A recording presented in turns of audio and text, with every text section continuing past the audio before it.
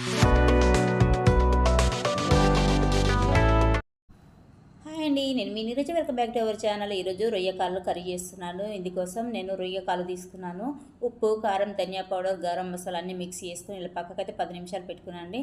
ఇప్పుడు కడాయి పెట్టుకుని ఆయిల్ వేసుకుని ఇందులో కొద్దిగా బగారాకు అలాగే దాల్చిన చెక్క వేసుకుందాము. ఇది కర్రీకి ఫ్లేవర్ అనేది చాలా బాగా ఇస్తుంది. అలాగే సన్నగా తరిగిన ఉల్లిపాయలు వేసుకొని కొద్దిగా గోల్డెన్ కలర్ వచ్చేంత వరకు ఫ్రై చేసుకోవాలండి. తర్వాత సన్నగా చాక్ చేసినటువంటి టమాటా ముక్కలు కూడా వేసుకొని ఇది కూడా ఫ్రై అయ్యేంత వరకు చేసుకోవాలి. ఇందులోనే కొద్దిగా సాల్ట్ కూడా యాడ్ చేయాలండి. ఆల్రెడీ మనం కాళ్ళకు ఆల్రెడీ మిక్స్ చేసుకున్నాం కాబట్టి ఇందులో తక్కువ పడుతుందండి. ఇందులో అల్లం వెల్లుల్లి పేస్ట్, పసుపు వేసుకొని మిక్స్ చేసుకుందాము. ఇది కొద్దిగా ఫ్రై అయిన తర్వాత మనం పక్కకు పెట్టుకున్నటువంటి రొయ్యకాలు ఇందులో వేసుకొని ఒక 5 నిమిషాలు పచ్చి వాసన పోయేంత వరకు ఫ్రై చేసుకోవాలండి. అప్పుడే కర్రీ అనేది చాలా టేస్టీగా ఉంటుంది. మనకి యాస్టీస్ మేకకాలతో ఎలా అయితే చేసుకుంటామో ఇది కూడా అలానేనండి, అంతే టేస్ట్ వస్తుంది.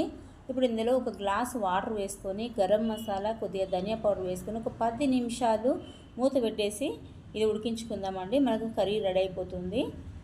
చూసారు కదా, మనకైతే రెడీ అయిపోయిందండి. ఫైనల్కి వచ్చింది కదా. ఇప్పుడు కొత్తిమీర అయితే వేసుకుందాము. ఈ కర్రీ మీరు ఒకసారి ట్రై చేయండి ఫ్రెండ్స్. దాదాపు ఎక్కడ ఇవి దొరకవు ఇవి, కానీ దొరికినప్పుడు మాత్రం వదులుకోకండి, అంత టేస్టీగా ఉంటాయి. సో ఫ్రెండ్స్, ఈ కర్రీ మీకు నచ్చినట్లయితే లైక్ అండ్ సబ్స్క్రైబ్ చేసుకోవడం మర్చిపోవద్దు.